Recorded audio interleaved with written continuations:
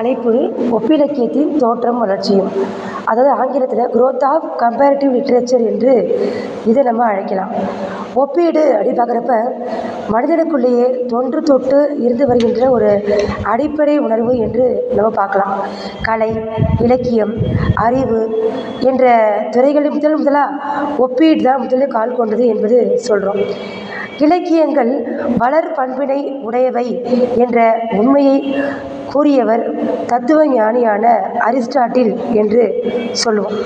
அது மட்டும் இலக்கிய நெறியை கிரேக்க புலப்பாட்டு நெறியோடு பொருத்தி பார்த்தாங்க என்று சொல்லுவோம். அரிஸ்டாட்டல் அறிமுகம் செய்த இலக்கிய வளர்ச்சி நெறி காலந்தோறும் வளர்ந்து இன்று பல நிலைகளில் வளர்ந்தது. இதன் பயனாக உடற்கூறு, ஒப்பியல், மரபு வழி பண்பியல் என்ற அடிப்படையில் நிறைய இயல்கள் தோன்றின. இதனை படிப்படியாக ஆதி மனிதனுடைய பண்புகள் காலந்தோறும் படிப்படியாக வளர்ந்து வந்த சமூக சூழலை ரூசோ ஆராய்ந்தார். இத்தகு உயிரியல் ஆய்வு முடிவுகளும் இலக்கிய வளர்ச்சியை முற்பட்ட திறனாய்வு துறை என்று சொல்லுவோம். கம்பேரிட்டிவ் லிட்ரேச்சர் என்ற ஆங்கிலத்தில் கம்பேரிட்டிவ்ஸ் என்ற சொல்லி ஆங்கிலத்தில் கம்பேரிட்டிவ் ஒப்பிடுதலுக்குரிய துறையாக உருமாறியது என்று சொல்லுவோம். ஆங்கில படைப்பு இலக்கியத்தில் தான் இந்த சொல் முதலாக காணப்பட்டது அப்படின்னு சொல்கிறாங்க. அது மட்டும் இல்லாமல் ஷேக்ஸ்பியர் தாம் எழுதிய ஹென்றி IV என்ற நாடகத்தில் the most comparative sweet young Prince என்று ஒரு இளவரசனை பற்றிய மதிப்பீடாக கண்டறியப்பட்டுள்ளது. இதற்கு பிறகுதான் ஒப்பீடு, ஒப்புநோக்கு என்ற சொல்லாக குறிக்கப்பட்டுள்ளது.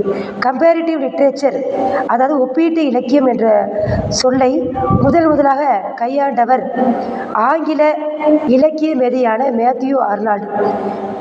இவர் 1848 தம் நண்பர் ஒருவர் எழுதிய கடிதத்தில் அவர் காலப்போக்கில் நடைபெற்று வந்த இலக்கிய ஒப்பீடுகளை பற்றிய கருத்துரைக்கும் பொழுது கம்பேரிட்டிவ் லிட்ரேச்சர் என்ற சொல்லை பயன்படுத்துகிறார் என்பது ஆய்வு முறை பற்றிய சொல்லான இந்த துறை டிசிப்ளின் என்று குறிப்பதற்கு சொல்லாக வளர்த்து காட்டியவர் HM பாஸ்னெட் என்பவர்.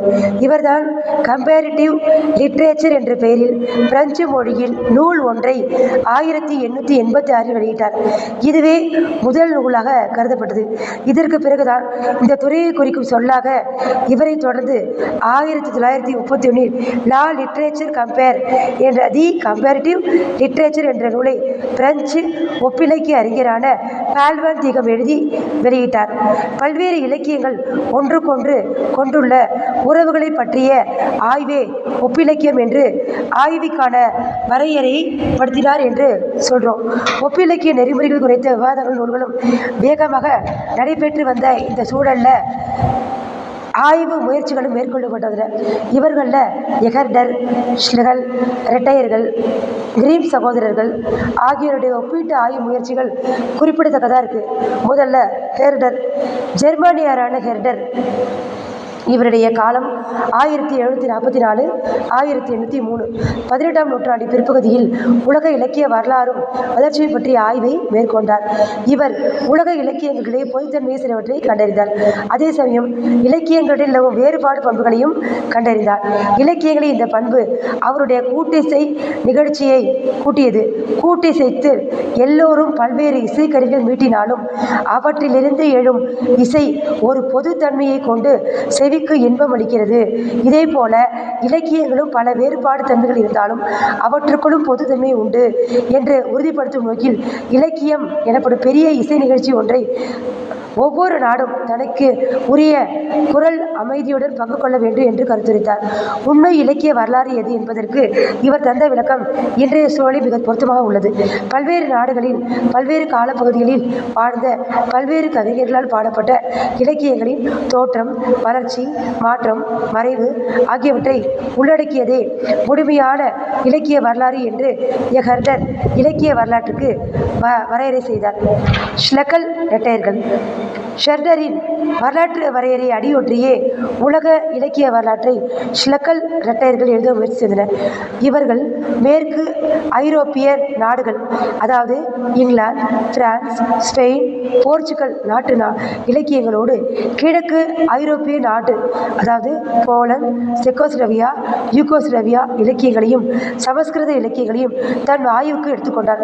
இதனால் பிரெஞ்சு இலக்கியம், ஜெர்மன் இலக்கியம் என்ற குறுகிய வட்டத்துக்குள் சுழன்று கொண்டிருந்த ஒப்பிலக்கிய பார்வை விரிவு கண்டது குறிப்பிடத்தக்கதாகும். இதனால் இவர் எழுதிய இலக்கிய வரலாறு உலக பொது இலக்கிய வரலாறு, அதாவது யூனிவர்சல் நேரேட்டிவ் லிட்ரேச்சர் ஹிஸ்டரி என்று அழைக்கப்படுது. உலக இலக்கிய பார்வையோடு தேசிய இலக்கிய பார்வை வேண்டும் என்ற கருத்தினை முதலாக வலியுறுத்தியவர் இவர். உலக பொது இலக்கியம், தேசிய இலக்கியத்தை அடிப்படையாக கொண்டு இவர்கள் என்று அறிவுறுத்தியுள்ளார்கள். அடுத்து கிரீம் சகோதரர்கள். 19ஆம் நூற்றாண்டு தொடக்கத்தில் சார்லஸ் டார்வின் என்ற உயிரியல் வல்லுனர், அதாவது அவருடைய காலம், சார்லஸ் டார்வினுடைய காலம் 1809 1882. இவர் இந்த உயிரியல் வல்லுனர் கூர்தலர கொள்கையை வெளியிட்டார். இது உயிரின வளர்ச்சி கோட்பாட்டில் ஒரு முக்கியமான திருப்பு முனையாக கருதப்பட்டது என்றாலும், உயிர்கள் வாழ்வதற்காக போராடுகின்றன என்பதும் அந்த போராட்டத்தில் வெற்றி பெற்று தன் வாழ்க்கையை நிலைநிறுத்துகின்றன என்பது டார்வின் வெளியிட்ட கூர்தலர கோட்பாட்டு தலைய கூற்றாகும். நம்மளுடைய வாழ்க்கையே அப்படி தான் இருக்குது. என்ன செய்கிறோம்? நம்மளுடைய ஒவ்வொரு மனிதரும் ஒவ்வொரு விஷயத்துக்காக போராடி நம்ம வாழ்க்கையில் வெற்றி என்ற இலக்கை நம்ம அடைகிறோம். போராட்டம் தான் மனிதனுடைய வாழ்க்கையில் முக்கியமான கொள்கையாக இருக்கிறது. இந்த காலத்துக்கும் இது பொருத்தமுடையதாக இருக்கும் என்று நம்ம கருதலாம். அது மட்டும் இல்லாமல் இந்த கூர்தலர கோட்பாட்டு தலையாய கூறுகள் இதனைத் தொடர்ந்து இதே அடிப்படையில் ஸ்பென்சர் என்ற சமூகவியல் அறிஞரும் சமூகங்களின் வளர்ச்சியை கூர்தலர அடிப்படையில் நிறுவுவதில் வெற்றி கண்டார்கள். இதனைத் தொடர்ந்து உயிரின வளர்ச்சி நிலைநாட்டிய கூர்தலர கோட்பாடு இலக்கிய வளர்ச்சி நெறியை நிறுவுவதற்கு பயன் கொள்ளப்பட்டது என்று நம்ம சொல்கிறோம். அடுத்து John Addington Symonds. John Addington Symonds இங்கிலாந்து நாட்டு அறிஞரான இவர் ஜான் அடிங்டன் சைமன்ஸ் 1834 ஆண்டு. இவர் எலிசபெத் காலத்தில் நாடக வளர்ச்சியை அறிவதற்கு கூர்தலர கோட்பாட்டை பயன்படுத்தி கொண்டார். தம் ஆய்வில் உயிரினத்திற்குரிய வளர்ச்சி நிலைகள் அனைத்தும் இலக்கியத்திற்குரிய பொருந்தி வருவதை கண்டார். இதனால் இலக்கியமும் ஒரு உயிரியே என்ற உண்மையை கண்டார். உயிரினங்களுடைய வளர்ச்சி போன்றதே எலிசபெத் நாடகத்தின் தோற்றம், வளர்ச்சி தளர்ச்சி என்று வளர் நிலைகளை கொண்டிருப்பதையும் தன்னுடைய ஆய்வு முடிவாக சொன்னார். ஒப்பிலக்கிய ஆய்வு வளர்ச்சியில் சைமன்ஸின் ஆய்வு ஒரு மைல்கல்லாக இருந்ததுன்னா அது நிச்சயமாக உறுதி என்பதை நம்மால் நிரூபணம் செய்ய முடியும் என்று சொல்கிறோம். அலெக்சாண்டர் வெசிலாக்ஸி சைமன்ஸை தொடர்ந்து ரஷ்யாவில் அலெக்சாண்டர் வெசிலாஸ்கி, இவருடைய ஆண்டு 1870. இவர் செய்த ஆய்வு குறிப்பிடத்தகுந்த ஆய்வாக இருக்குது. ஏன்னா அடிக்கருத்துக்கள் நாடு விட்டு நாடு இடம்பெயர்ந்து செல்கிறது, இலக்கியங்கள் பொதுத்தன்மையை பாடி வைக்கின்றன என்பதை கண்டறிந்தார். ஒரு வகையில் இவருடைய ஒப்பிலக்கிய ஆய்வு கிரீம் சகோதரர்கள் செய்த ஆய்வை ஒட்டியது என்பதை இரண்டையும் ஒப்பிட்டு பார்க்கும்போது நம்ம அறியலாம். அடுத்து ப்ரூ நடிகள் பார்க்குறப்ப பிரெஞ்சு நாட்டு ஒப்பிலக்கிய அறிஞரான பெர்டினாண்ட் புருனடியார் 1930 பாரிஸில் நடைபெற்ற முதல் உலக இலக்கிய மாநாட்டில் கூர்தலர அடிப்படையில் இலக்கிய வளர்ச்சி, அதாவது எவல்யூஷன் ஆஃப் லிட்ரேச்சர் என்ற தலைப்பில் ஒரு கட்டுரையை படித்தார். அந்த கட்டுரை இன்றளவும் கூட ஒப்பிலக்கிய ஆய்வு நெறிக்கு வழிகாட்டுதலாக அமைஞ்சிருக்கு புருனடியருடைய கட்டுரை என்று சொல்லலாம். அடுத்தது ரெனே வெல்லக். ஒப்பிலக்கிய ஆய்வில் ஒரு பெரிய குறை இருந்துச்சு. பிரெஞ்சு நாட்டவருடைய ஏகபோக உரிமையாகவே இந்த ஒப்பிலக்கியம் இருந்துச்சு. அவங்களுக்குரிய சொத்து, ஒப்பிலக்கியம்னாவே அவங்களுக்குரிய சொத்து என்ற போல இருந்துச்சு. ஏகபோக உரிமை ஒப்பிலக்கிய ஆய்வு இருக்குது என்று சொல்கிறோம்.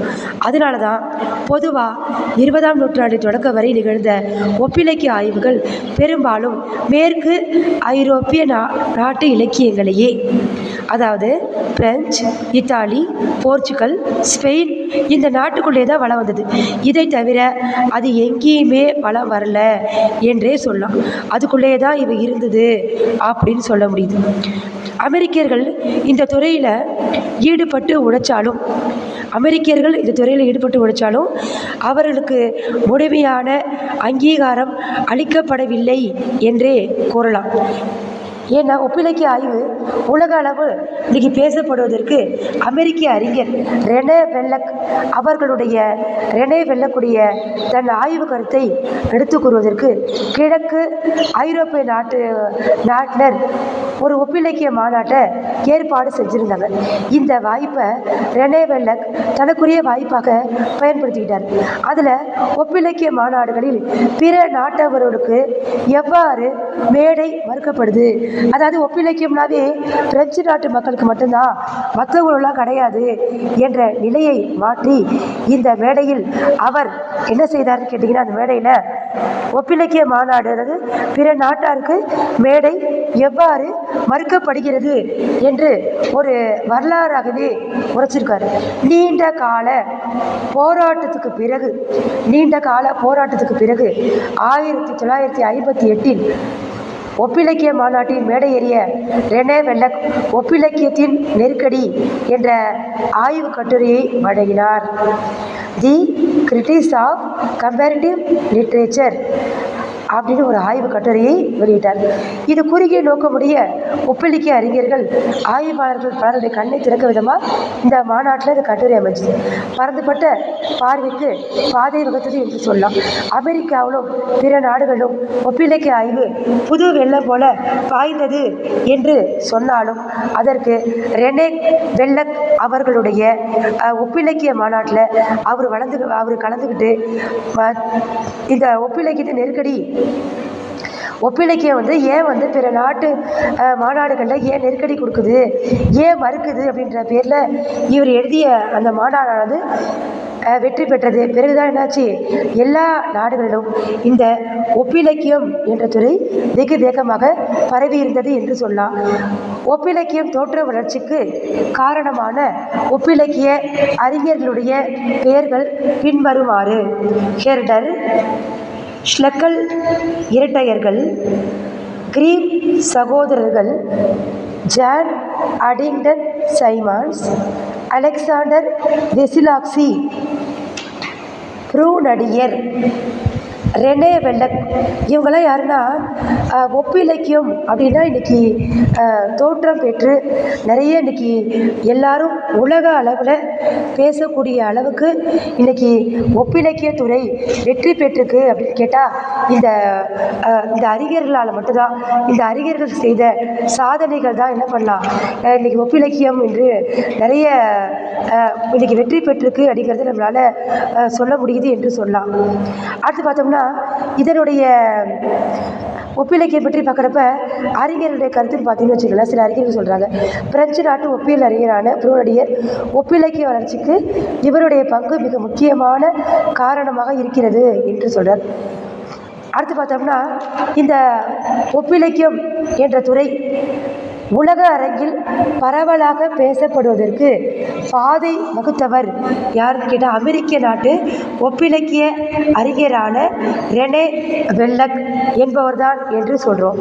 ஒப்பிலக்கிய ஆய்வில் நீண்ட ஒரு போராட்டத்துக்கு பிறகு 1958ஆம் ஆண்டு ரெனே வெல்லக்குடைய ஒப்பிலக்கியத்தின் நெருக்கடி என்ற ஆய்வு கட்டுரை மட்டுமே மீண்டும் நினைவூட்டலுக்காக ரெனே வெல்லக்குடைய ஒப்பிலக்கிய நெருக்கடி என்ற கட்டுரை தான் இன்றைக்கி ஒப்பிலக்கியம் அமெரிக்கா போன்ற பல நாடுகளில் வேகமாக வளர்ச்சி அடைஞ்சதுன்னா இதுவே காரணமாக அமைகிறது.